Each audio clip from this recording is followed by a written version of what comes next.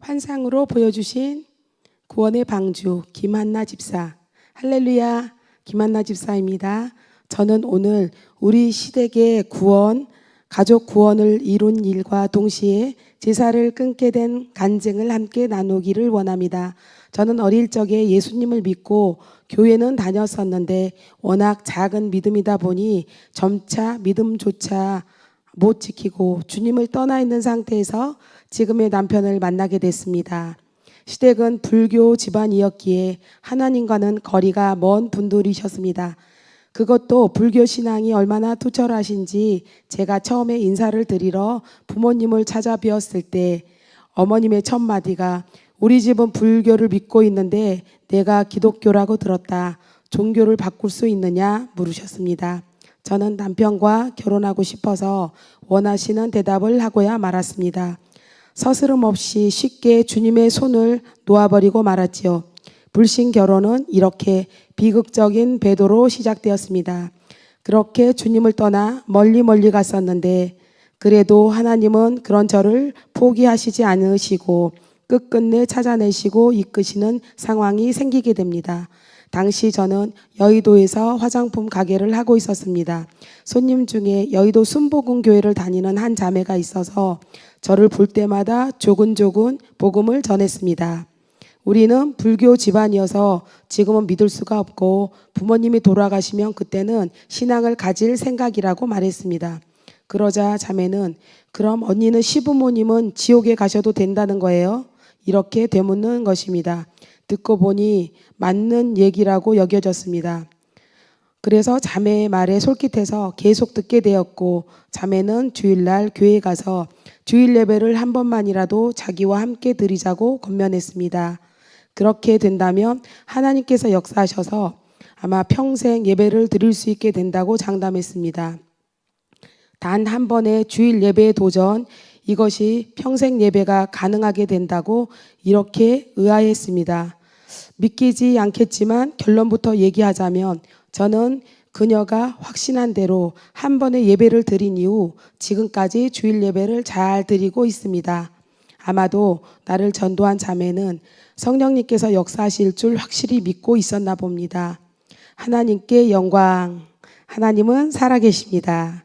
네, 하나님은 그의 양을 끝까지 찾아내시는 신실하신 목자이십니다. 그렇게 시작한 신앙생활은 즐겁고 행복해서 자매를 따라서 수요 예배, 목요 예배, 금요 철야 예배, 주일 예배는 물론 기도원까지 함께 가게 되었고 저는 6개월 만에 세례도 받고 새신자 교육도 받게 됐습니다. 그쯤에 남편은 회사를 다니다가 의료 관련 사업을 시작하게 됐는데 사업을 시작하자마자 IMF를 만나게 되면서 어려운 상황이 시작됐습니다. 하나님의 타이밍이었을까요? 상황이 계속 어려워지니 교회에 나가서 예배 드리자는 저의 권면에 마지못해 응하게 되었습니다. 시간이 흐를수록 남편도 예배 드리는 빈도가 점점 늘기 시작했습니다. 상황에 맞게 역사하시는 하나님께서 기가 막힌 상황으로 몰아가셨습니다. 외통수, 믿음이 없어도 손들고 항복할 수밖에 없는 상황으로 하나님께서 남편의 영혼을 접수하시고 한 걸음 한 걸음 인도하셨습니다. 이렇게 해서 어느덧 남편의 믿음도 믿음의 동역자가 되게 하셨습니다. 저희는 7년 동안 여의도 순복음교회를 다니다가 2009년도에 화곡동으로 이사 오게 되면서 지금 섬기는 교회를 지인의 추천으로 알게 되었습니다. 지하 성전 시절 때 이곳으로 인도함을 받아서 새롭게 신앙생활을 하게 되었는데 가장 특이한 점은 새벽 2시까지 자발적으로 기도하는 성도가 많다는 점입니다. 강대상 앞에서 무릎을 꿇고 기도하는데 서로 강대상 앞자리를 잡으려고 애쓰는 모습과 새벽 2시까지 길을 쓰고 기도하는 모습이 새롭고 신선했습니다. 목사님도 무릎 꿇고 기도하시면 성도들은 목사님의 등을 바라보면서 기도했습니다. 참 특이한 교회이네. 이렇게 신앙생활을 하는 가운데 속해 있으니 저도 덩달아 기도를 따라하게 되었고 기도의 즐거움도 생기게 되더라고요. 남편과 제가 그렇게 기도 생활을 하니까 성령님께서 일하기 시작하셨습니다. 아버님이 이유를 알 수 없는 어지럼증으로 고통을 호소하셨습니다. 이상하게 병원에 다녀봐도 소용이 없었습니다.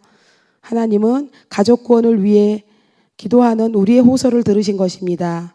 남편은 주일날 아버지께 오늘은 큰 병원에 가시자고 하여 교회로 모시고 오게 되었습니다.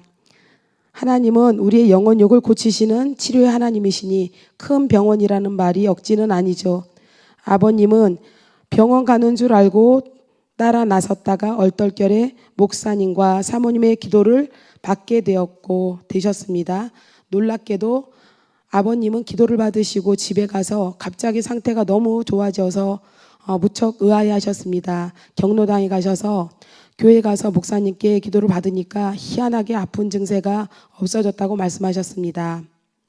치료의 찬스가 영혼 구원의 찬스가 됐습니다. 처음에는 예배를 드리지 않고 기도만 받으시다가 나중엔 기도를 예배 후에 기도해 주신다고 하니 어쩔 수 없이 예배를 드릴 수밖에 없는 상황이 되었습니다. 이 모든 일을 지켜보시던 어머님도 몇 주 안 돼서 아버님과 함께 교회에 나오시게 되었고 후로 지금까지 예수님을 잘 믿고 계십니다. 할렐루야.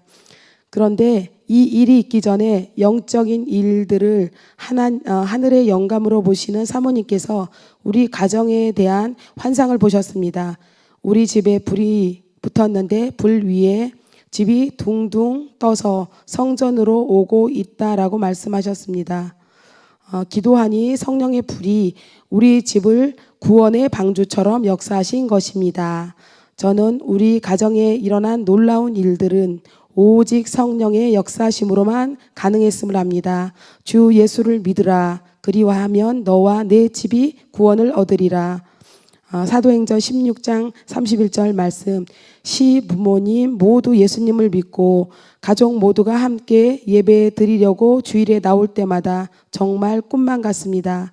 그런데 불교 집안이었던 가정이 예수를 믿게 되니 고민스러운 부분이 명절 때마다 드리는 제사 문제였습니다. 너무 걱정돼서 목사님, 사모님 상담을 했습니다. 대답은 40일 작정 기도를 하라는 것입니다. 우리 부부는 순종하여 그래서 40일 작정 기도를 했고 시간이 흘러 명절이 찾아왔습니다. 남편과 함께 영적 전쟁을 치를 때 원수는 순순히 물러가는 것이 아니었습니다. 작은 집에서 그럴싸한 회유책을 제안했는데 아버님 살아계시는 동안이라도 제사를 드리고 돌아가시면 그때는 조카 말대로 하시겠다고 작은 아버님이 말씀하셨습니다.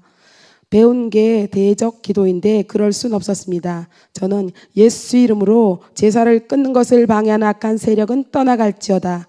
예수 이름으로 제사가 끊어졌음을 선포한다. 이렇게 기도하며 작은 어머니의 손을 잡고 제사를 드리진 않아도 지금처럼 똑같이 명절에 모여서 함께 식사하고 지금보다 더 작은 집을 신경 쓰고 두 분께 더 잘하겠다고 지켜보라고 말씀드렸습니다. 약속대로 명절마다 더 잘 섬겨드렸습니다. 제사를 끊는 데 도와주신 목사님, 사모님 감사하고도 감사할 뿐입니다. 또 우리 부부는 아직 믿지 않은 작은 집 두 부부의 영혼을 주님께로 인도하기 위하여 더 잘해드리려고 애쓰고 있습니다. 이렇게 저희 부부는 우리 교회에 오게 되면서 시부모님을 주님께로 인도하여 영원히 구원을 받는 최고의 축복을 누리게 됐고 동시에 40일 기도를 통해서 40일 작정 기도를 순종하여 제사까지 끊는 기적을 체험하게 됐습니다. 하나님의 일하심은 한치의 오차도 없으십니다. 모든 것이 하나님의 전적인 은혜입니다. 목사님, 사모님을 통해서 온전한 가족 구원을 이루어 주신 구원의 하나님을 찬양하며 하나님께 영광을 돌립니다. 아멘. 감사합니다.